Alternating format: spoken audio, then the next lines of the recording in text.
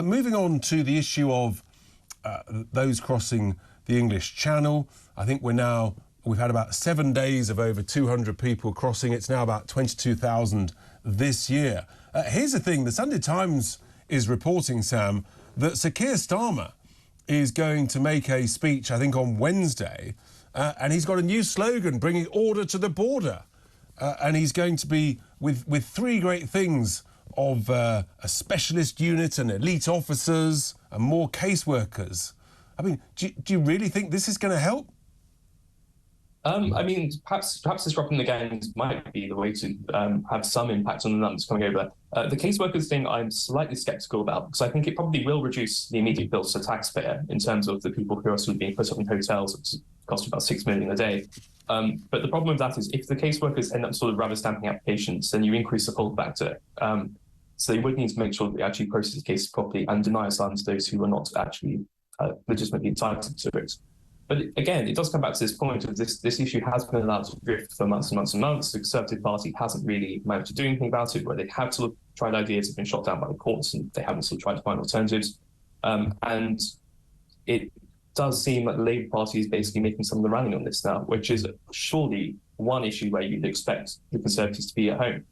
It surely highlights how the Tories have just completely vacated this whole subject, and again, of actually showing some leadership, that they're now allowing the Labour Party to try and essentially sort of steal their thunder. There's a certain irony, isn't there, Sam, of the Prime Minister at the G20 summit talking to the Prime Minister of Italy, Giorgia Meloni, and trying to convince other EU leaders of the benefits of the Rwanda policy, and that some of them are actually looking at it quite closely and seeing whether that can help them with their own illegal migration issues. I mean, the irony of it, the EU leaders should now be looking at this when it's the European Court of Human Rights, of course, that has told us that we can't do it. Yeah, I mean, the ECHR being something of a prerequisite for membership of the EU, although not itself an EU institution, it is, there is perhaps a certain irony, but it does go to show this is the problem that Europe has as a general bloc at the moment. It's not just us, it is obviously Italy and Greece and the other countries as well, because there is a huge demand for people to come to Europe, for this place, which is safe and is prosperous and does have high living standards. And that's completely understandable, but it's also the case that effectively you do need to have borders and to be able to enforce them. And countries around the Western world are sort of struggling with this at the moment. And to my mind, the only one that's really succeeded is Australia. Well, that's right. And of course, the reason they succeeded in Australia is because they did the one thing that we know works. They had a pushback policy back in 2013, and the numbers of illegal crossings on boats literally just stopped and disappeared by well over 95%, and they might have been 98%, I mean, within a matter of weeks. And until we do what I call my policy, the only policy that frankly will work, where you pick up and safely take back using international treaties, none of this will stop, whether it's on the English Channel or the Mediterranean.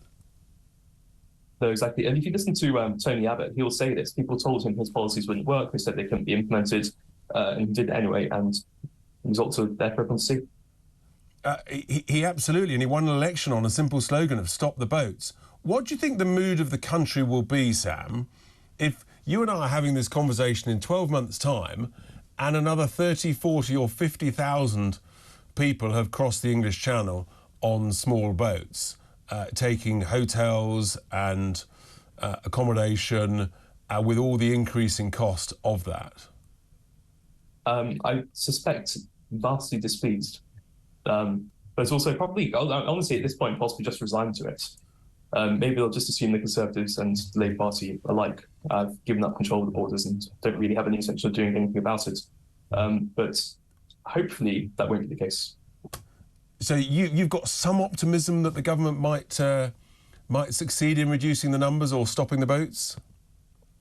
Optimism is a strong word.